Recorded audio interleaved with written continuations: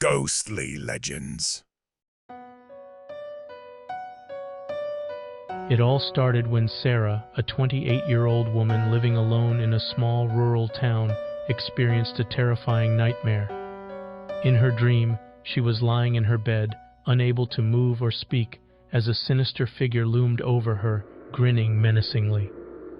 The figure, a grotesque mix of human and demonic features, with eyes as black as coal, whispered menacingly in her ear, "I'll see you again, Sarah." When she woke up, her heart raced, and she was drenched in cold sweat. She brushed it off as a vivid nightmare, but couldn't shake off the eerie feeling it left her with. The sleep paralysis begins. A few nights later, Sarah went to bed exhausted from work, hoping for a good night's sleep. However, she awoke in the middle of the night, unable to move. Panic surged through her as she recalled the nightmare from a few nights prior. The room was dimly lit by the moonlight streaming through the window, casting eerie shadows on the walls. Sarah's breathing quickened as she desperately tried to call out for help, but no sound escaped her lips. She could feel an overwhelming sense of dread enveloping her as the temperature in the room seemed to plummet. As Sarah lay there, paralyzed and terrified, the same sinister figure from her nightmare emerged from the shadows. Its twisted, contorted limbs moved unnaturally, as if disjointed from its body.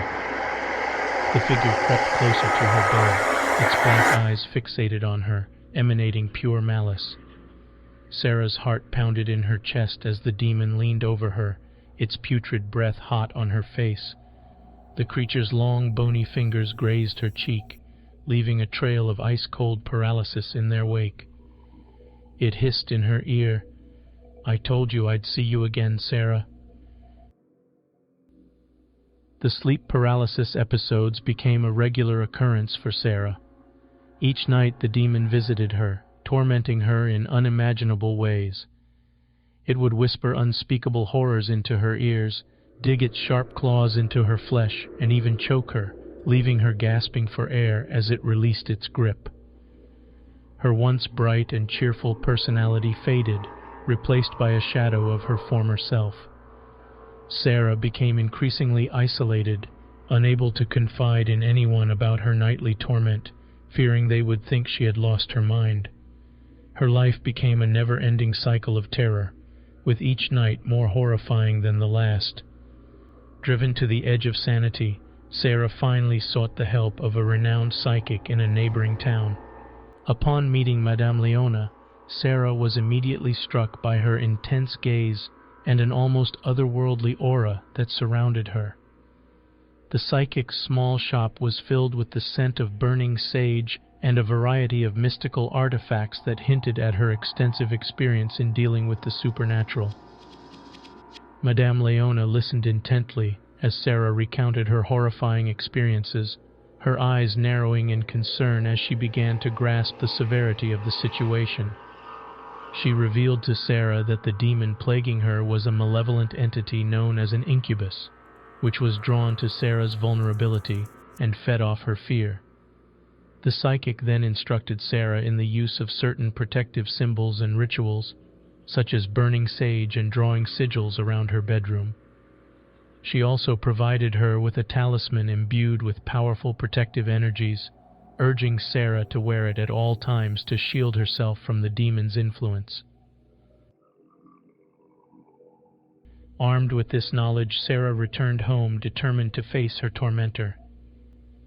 That night, as the demon appeared at her bedside, Sarah mustered every ounce of courage within her. Instead of succumbing to fear, she stared defiantly into the creature's soulless eyes and shouted, "I am not afraid of you. Leave me alone and never return." The demon recoiled, its twisted form contorting in pain as the power it held over Sarah began to dissipate. It shrieked in agony, its voice a cacophony of hellish sounds as it shrank back into the shadows from which it emerged. The room seemed to brighten as the demon's power waned and the oppressive atmosphere lifted. Sarah could feel the paralysis loosening its grip on her, allowing her to move her limbs once more. In a final desperate attempt to maintain its hold on her, the demon lunged towards Sarah, its grotesque face twisted in rage. However, she stood her ground, repeating her words of defiance. "I am not afraid of you. Leave me alone and never return." The demon's form began to disintegrate before her eyes, its once solid body now reduced to tendrils of darkness that dissipated into the air. The room was suddenly filled with a burst of warm, golden light, banishing the last remnants of the demon's presence. Sarah's life returned to normal as the sleep paralysis episodes ceased. Her once overwhelming fear had been replaced by a newfound strength and resilience.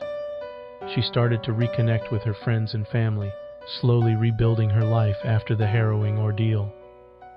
Word of her experience spread, and Sarah found herself becoming an unexpected source of support for others facing similar terrors.